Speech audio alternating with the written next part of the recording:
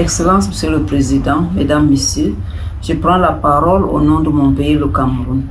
Les 17 objectifs de développement durable ne peuvent pas être atteints sans la participation des femmes et des jeunes. La population du Cameroun s'élève à 27 419 137 habitants, dont 51% des femmes et 43% des jeunes de moins de 15 ans.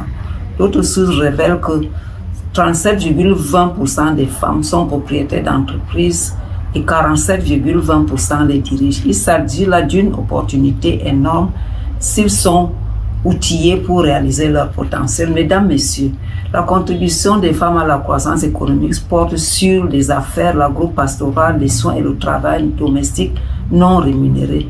Ceci se fait hélas dans l'informel.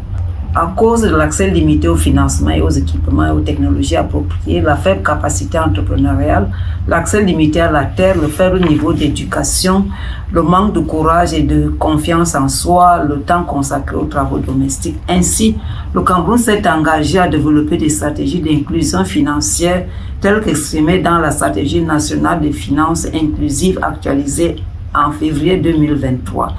Nous avons aussi la création de l'Agence pour la promotion des petites et moyennes entreprises créée en avril 2013 ayant pour mission la création des entreprises de divers types, privilégiant l'innovation et la technologie. Il y a aussi le plan spécial triennal jeunes lancé en janvier 2017 où les jeunes reçoivent une formation civique et entrepreneuriale. Par ailleurs, 121 centres de promotion de la femme et de la famille existent sur l'ensemble du territoire national et forment à l'entrepreneuriat et au développement des compétences et servent d'incubateurs pour l'autonomisation économique.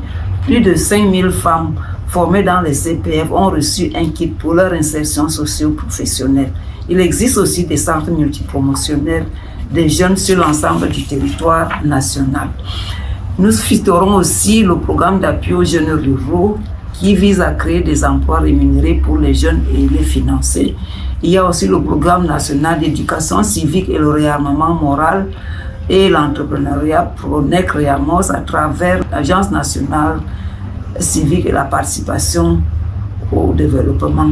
Mesdames et messieurs, le gouvernement a également mis en place le programme d'appui à la réinsertion des jeunes rapatriés de la diaspora qui mène des activités de sensibilisation contre l'immigration clandestine et assure la réinsertion économique des rapatriés. Nous pouvons citer aussi le projet Second Chance Education qui permet aux jeunes, aux réfugiés, aux déplacés internes avec l'appui d'ONU Femmes d'acquérir une formation et de pouvoir s'autonomiser économiquement. 1500 femmes ont ainsi bénéficié de formations dans 20 maisons digitales dans certains centres de promotion de la femme et de la famille, ce qui les initie à la gestion de leurs entreprises en s'insérant dans l'économie digitale. Il y a aussi des institutions financières, nous citerons la Banque africaine de développement, Ecobank, Bank et certaines microfinances qui offrent des services spéciaux destinés aux femmes dans les secteurs formels et informels. Mesdames et messieurs, les projets que nous venons de citer font partie de nombreux autres mis en œuvre par notre gouvernement pour soutenir les femmes et les jeunes à se lancer dans l'entrepreneuriat. Le présent sommet nous donnera l'occasion de partager nos expériences respectives et nous inspirer des meilleures pratiques qui aideront nos pays à améliorer l'esprit d'entreprise chez les jeunes et les femmes. Mesdames et messieurs, pour accroître le financement en faveur des femmes et des filles, nous vous proposons les recommandations ci-après. La mise en place des fonds de garantie dans les banques et les institutions de microfinance crédibles pour les femmes et les jeunes entrepreneurs. La facilitation de l'accès des femmes et des jeunes au crédit, à la technologie et d'autres services d'appui afin d'améliorer la productivité.